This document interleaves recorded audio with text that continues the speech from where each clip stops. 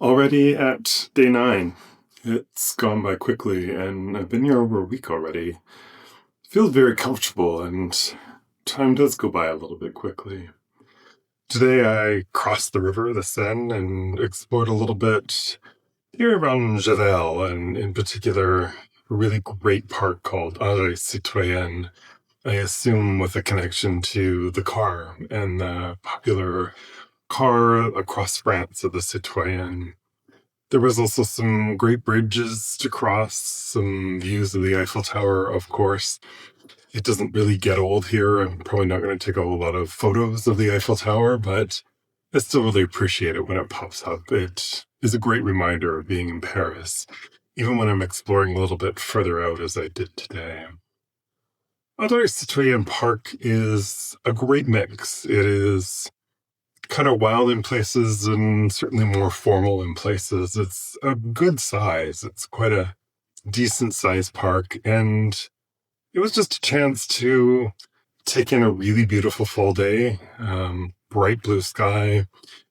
Some leaves are changing, but a lot aren't. And very comfortable temperature. And I was able to have some experience in the park. I think plenty of people around, local office workers enjoying the park, some older folks going for their daily walk, I assume, and different odds and ends of younger people crossing through the park. And I think when we look at other people, we can often start in a place of comparison. What is their life like versus our life like? Are we um, looking at them and wondering if they have more than us, if they have more money and more possessions or better clothes, or some part of their life is better than ours? And I think that comparison can be not the healthiest thing for us. I think what I was able to dig into today was just a sense of curiosity of the different lives that people are living here in Paris. And there's almost an irony in that, because when I'm at home, I'm in a similar park. I perhaps either assume people are enough like me, or I sort of know who they are. I don't show up with that same level of curiosity. Today, I was able to look at an older French woman and wonder what her life is here, if she's lived her entire life in Paris, and how much Paris has changed over 60, 70 years. Different restaurants coming and going, different great events, challenging times and really great times, and just all of the knowledge and the relationship she has with the city. Seeing a younger person and wondering what his life is going to be like. Assuming that as a late teen or young adult, he's probably spending a lot of time conforming to others, to pleasing others, to making decisions that align and seek the approval of others. And I hope in certain instances, he's being true to himself. What's his career going to look like going forward? And he will undoubtedly have many careers, I'm sure.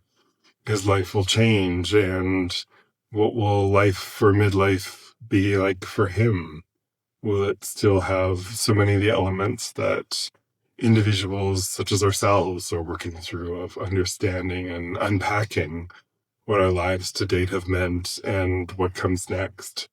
What we keep in our lives and what we're willing to discard, and how we want to redefine our lives, what we need to stop doing, and where we are less worried about what other people think, and we start moving into that life that feels really true and authentic to ourselves. And it can be challenging. It can absolutely be challenging. I know it was a big factor in getting ready to leave my corporate role, and really there was very much the part of me that wondered what thoughts or judgments or opinions others would have about me. Um, I think I saw a range. I think I saw those who came to me and told me I was doing what they were afraid to do, and they really admired that part of me. Or others that clearly trigger their insecurities and though they had questions, they were somewhat veiled anxieties around what if, what about, aren't you worried about? And it can be easy to take that on, and we have to stay grounded and centered into ourselves and into the decisions that we're making and not trying to outsource ourselves to others. I think one of the biggest things that people can struggle with if they're thinking about a career change or a relationship change is really that sense of what will people think of our decisions? What judgments might they have of us? Will they approve? Will they disapprove? And even small decisions, we can spend a lot of time really contemplating how others might react. And I think it was a lesson that I learned very quickly and surprised me, perhaps, was really, in a sense, that when you leave a role, you do start to fade into memory. And even not leaving a role, even not leaving a relationship, even in your present day, I think we overestimate how much people pay attention to our lives, how much people may be scrutinizing the decisions that we make or what we're doing with our lives. And in fact, it's perhaps both a positive and a negative that everybody else is so obsessed with their own lives, they actually pay probably a fraction of the attention to our lives that we think that they may play. And so after wondering about certain posts, wondering about certain decisions, wondering what I shared after leaving my role, I very quickly discovered it really didn't matter, that I was starting to fade into memory. And I would say now, this far out of it, a year later, I'm quite comfortable fading from memory. I think all of us are replaceable and not infinite in organizations. And though perhaps you're uncomfortable with the idea of being forgotten in the company that you're in or the role that you're in right now, I think if you also really looked through your emails or really thought hard of everybody that's left your organization in the last 6 months or a year, there's a good number of them who are simply out of sight, out of mind. And that's human nature. I think we get caught up in the corporate dramas of the day, and we very quickly lose track of those who aren't in our immediate vicinity because there's just so much going on in our lives. And as I say, we tend to be pretty self-focused, whether we realize it or not. Perhaps for good reason. Perhaps there's an evolutionary aspect to it. But instead of seeing that as a bad thing, I think this is your clue, or this is your a piece of good news for you in this is it gives you the permission to define your life however you want to define it. And it is you that gets to define it. And rather than asking others what it should be, rather than seeking approval from others, you get to decide. And if you, on the career side, decide that you're going to be a consultant, you get to own that title. You get to choose that title. You don't need anybody's permission. If you're going to start your own consulting business, as I did, if you're going to start your own your own coaching practice, as I did, although I did so under a particular certification that was important to me. But you get to decide. You get to define who you are, and it's up to others to adapt to it. And others actually are surprisingly flexible often in adapting to it once they sort of see that new role a couple of times through your LinkedIn posts or whatever else. They come to accept it. They come to accept you in a new version of you.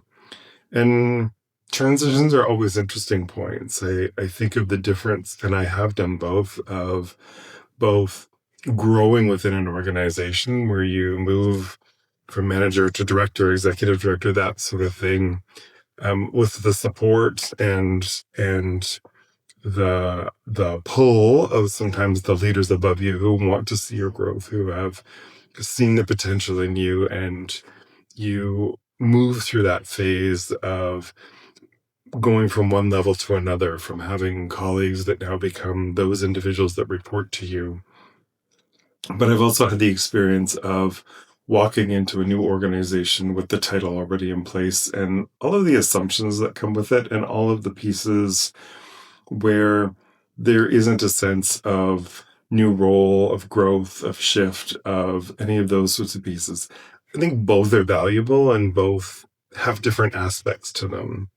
I think when it's been a new organization, there is something about defining early on who you get to be. I think it is the same reason that we often struggle when we go back and spend time with our parents as adults, because there's still some old dynamics there. There's still pieces of them and pieces of you that are still working with past versions of ourselves and themselves. And I think if you're contemplating changes in your life and you get to define those, you will also start a new chapter, and new people will come into your life that have not known you in previous versions. And I think that can be really powerful. I think perhaps there is something about me coming to Paris and being undefined, of meeting people who know no history or previous versions of me, and not for any particular reason that I would hide or avoid any previous versions of me. But I think we all love a fresh start. I feel like I have redefined myself several times in several phases of my life. And there can be real utility in that. I think it is the freedom to let go of expectations of things that may confine us because they have always been part of our lives. And if you start in a new chapter on a blank page, what would you imagine for yourself? What would be different? What opportunities would you take advantage of? What would you no longer want people to associate with your identity or who you are? And where do you want or need that fresh start? Sometimes, and I hope often, it is from an internal perspective that so much of those new chapters become part of doing what's meaningful for you rather than seeking the approval of others. It's something that I talk about often because I think it's a really, really important topic. If you're given that blank sheet, I hope that it is to align yourself with your own energies, your own passions, what gives your life a sense of fullness and richness, rather than seeking that next external marker in terms of net worth or salary or car or house or any of those sorts of things. And I think that's just some of, again, the European experience that I'm having. Such a different set of values here, and values that better align for me. There is a feeling less here of competing with each other, perhaps, or seeking out material wealth in the same way. Don't get me wrong, there is also a huge luxury market here in Paris, and um, those with income are drawn to the culture and the designers and all of the brand names that exist and come out of Paris. But a little further out, when I'm out here in the suburbs, and this is maybe why, again, I'm enjoying the suburbs, 95% of people are living in apartments, maybe, and there isn't that sense of the housing ladder of needing bigger and better. And really, the apartment becomes your home base, but there is such an entire neighborhood around you. There is such a entire life and lifestyle around you. And this is what is part of this process for me. I continue to learn that sense of walkability for me, that ability to step outside the apartment and within a few blocks have a range of stores, of restaurants, of coffee shops. To be able to have really accessible public transit is fantastic. And I really value that part of being in a big city. I could use a little more space. This apartment itself is a little smaller, but a bigger apartment, absolutely. And this is that version about learning about myself, learning what I want, and giving myself to try on lots of different lifestyles, environments, cities, countries, I would even say, and just figure out what works for me. And what a privilege and what a joy. And I feel so much gratitude in being able to do that. And I am able to do it in a way that is not out to impress anybody. I think there's every chance that I can come away from this experience as my core self, of course, but having a better sense of preferences, having a better sense of what feels right rather than what looks right. It is sitting in an emotional and a somatic place rather than analytical place. There are 100 different analytical decisions I could make about my life, but just because it's the right decision on paper or because the numbers crunch the right way, it doesn't necessarily mean it is the right decision for me. And again, I think this is such a core part of the change that can and should happen in our 40s and 50s if it hasn't been happening to date, which is to stop trying to use logic for every decision and let your heart have a vote every so often. I think that can feel a bit new agey. That can feel a little bit too soft for some people. But I would also urge you that your life is not infinite. And this is often also the age where we start to realize this. And so if you want to keep working to acquire more status symbols, to have more money in the bank for whatever other reason, it's choice. And by all means, if you love working and you get joy out of it and you can't wait to go to work every day, this this is not kind of the lifestyle for you. This is not something that's going to solve something for you. But I think there are plenty of others who are really just trapped in their roles, that are going to work every day, to some degree going through the motions, feeling overwhelmed by their responsibilities, and equally on some version of autopilot on their responsibilities. And I think we want to live our lives. And to me, living your life means making the decisions to tell your story and to live your story and be one of those many lives that has purpose to it and has meaning to it and has a fullness to it. Why wouldn't you want to enjoy your life? We can't take it with us, and I recognize that that can be a double-edged sword, that particular expression, because I also don't believe in living every day as if it's your last. I think there still is a good reason to save and to have backup plans and those sorts of things. But if we're always putting our happiness off to some future event, I think we're hedging some bets that may or may not come true. And I think the downside risk for me is too high. I have increasing belief in my ability to sustain myself, to retire comfortably, and to do so in a way that doesn't involve what was for me the soul sucking work of a corporate role that wasn't rewarding in a life way, even though it was quite rewarding from a status and title and paycheck sort of way. So think about the lives of the people that you see around you. Think about the lives they've lived, and what life do you want to live? What do you want to live if nobody else is looking, to tap into the expression of dance as if nobody was watching?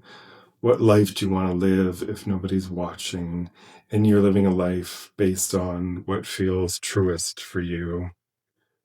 This is your opportunity. It doesn't mean it's going to happen overnight, but starting to want and starting to, at minimum, write your own permissions that you get to define your life can be a really important starting place. And that is some of my wish for you. So let yourself sit with that idea for a while. Let yourself go for a walk and enjoy the parks in your neighborhood, and start thinking about the different lives that all of us lead and what you want for you. Thank you so much for watching, and I'll see you for day 10.